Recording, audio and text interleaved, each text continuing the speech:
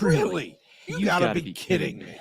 Okay, so we are the proud owners of StopBuyingCars.com, which I really should do more with, but right now it's just a picture of my dad pointing and saying, "USA, stop buying cars."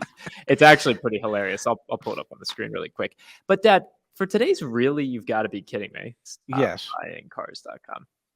Can't make this stuff up. Like No. this is literally a website that exists, and then Yes. this takes you to our buying guide in case you are actually going to buy a car.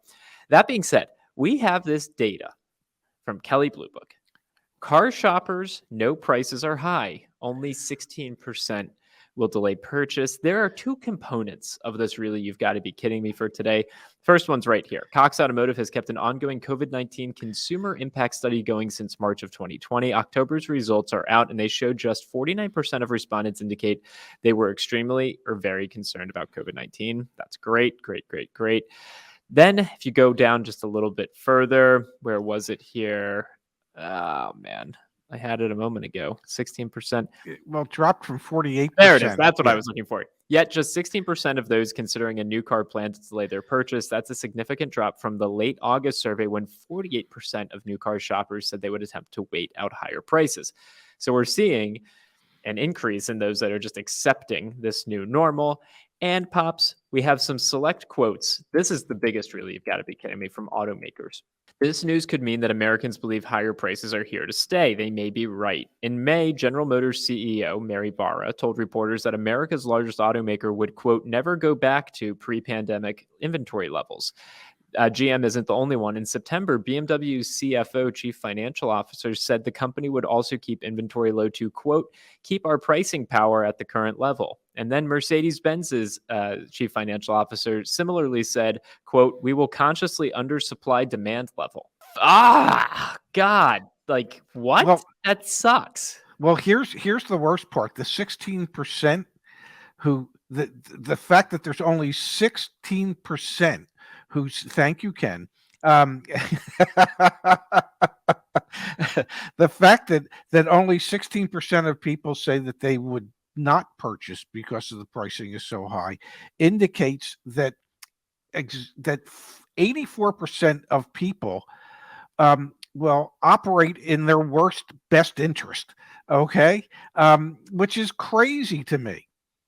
If you are willing to accept this pricing, then pretty much you're willing to accept anything.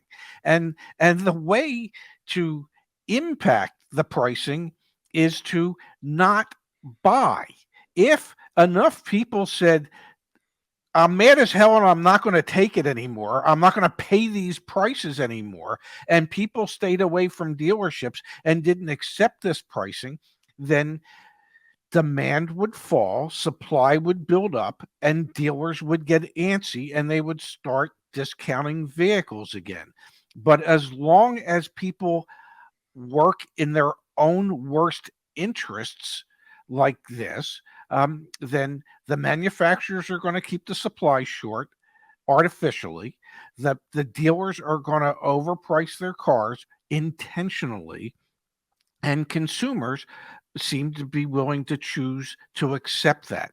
And that is the people just need to realize they have the power if they choose to utilize it and to use it. And right now they're not. Igor says OEMs are putting their thinking caps on and realizing that they can get away with higher MSRP prices. That's exactly what's happening. Yeah, we should do a whole video on this, Pops, just talking about how declined current inventory levels are, and then some of these quotes from different leaders within these organizations. It's pretty nuts to realize that we're moving. Buying a car has always been a little bit anti-consumer because so much of it was obfuscated from the consumer, like you didn't understand the process and anything. And hopefully we've been able to help over the past couple of years with that. But then there's like things that the OEM can do that make it even more anti-consumer. And I think honestly, and I shouldn't say anti-consumer, just more profitable for them. At whose expense? The consumers. And Yes. so long as this is going to be an accepted practice, it's going to improve the bottom lines of automakers, but it's probably going to make buying a car more expensive for everyone else. Yes, and it only becomes an accepted practice when it becomes acceptable to the majority of people. And some buy a moped. I like that. Mopeds mean mo fun. Um, in reality, we need to help convince people that they need to stay away from buying cars. They need to exercise that power of not doing something as opposed to doing something. Yeah, and we just had who was that from? Let me pull it back up. It's from Marwan here saying it is the classic prisoner's dilemma. So I've got this pulled up here. Prisoner's dilemma. The prisoner's dilemma is a standard example of a game analyzed in game theory that shows why two completely rational individuals might not cooperate, even if it appears it is in their best interest to do so. It was originally framed by formalized if two members of a criminal organization are arrested and imprisoned, each prisoner is in solitary confinement with no means of communicating with the other. The prosecutors lack sufficient evidence to convict the pair of the principal charge, but they have enough to convict both of a lesser charge. Simultaneously, the prosecutors offer each prisoner a bargain. Each prisoner is given the opportunity either to betray the other by testifying that the other committed the crime or to cooperate with the other by remaining silent. You have these four outcomes that you could possibly have, and we're in that type of situation when it comes to buying a car. You can either not buy a car, but then someone else, the other prisoner, might buy the car, and then it keeps the price. It's the classic game theory right here. Yes, it is. But somehow we need to, on our platform, start a movement where we can convince enough people that it really is in their best interest. Okay, this is not good for them. This is in their work. They are giving into their worst interests. We should consider some sort of like PSA video to help educate people and make it really short and like to the point. Anyway, we can talk about that a bit offline. I do want to pull up one comment that came in here. Where'd it go? This is from Deep Thoughts with Jessica Helen. I play a lot of virtual reality and admin a fairly large women's gaming group. That's awesome. The metaverse is pretty awesome, and it will encompass a heck of a lot more than just Facebook in the long term. Don't knock it till you try it. I am with Deep Thoughts with Jessica Helen. I think that there are a lot of applications like that. There's an immersive Van Gogh exhibit here in Washington, D.C., where you like put on the goggles and you're in the paintings or whatever. I'm just saying there's probably some cool stuff you can do. I'm sure there are, but I'm sorry. I'm just sticking with real life. Real life is effed up enough, that you don't really need to get into this virtual reality.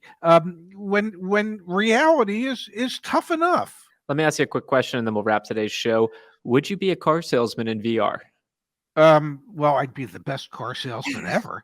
No, I would choose something else. I would choose not to be in VR. All right. It's a choice. Everything is a choice. Like buying a car or not. Exactly. Yeah. Thank you for getting that.